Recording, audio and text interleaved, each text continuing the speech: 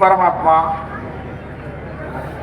ನನ್ನ ಸಮಸ್ತೆಯ ವಿಚಾರವನ್ನು ತಿಳಿದ ಪ್ರಭುವೇ, ತನ್ನ ಇಚ್ಛೆಯಂತಾಗಲು ಪರಮಾತ್ಮ. ಧರ್ಮನಂದನ, ನಿನ್ನ ಮನದ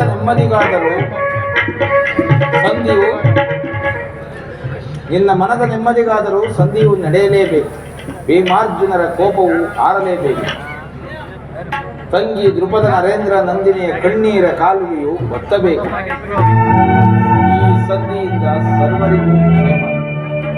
ಈ ಸಂಧಿಗಾಗಿಯೇ ನಾಳಿನ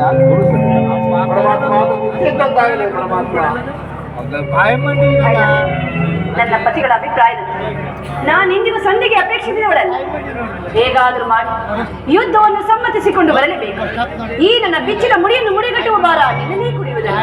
ಸಹೋದರಿ, ನೀನು ಚಿಂತಿಸಬೇಡ.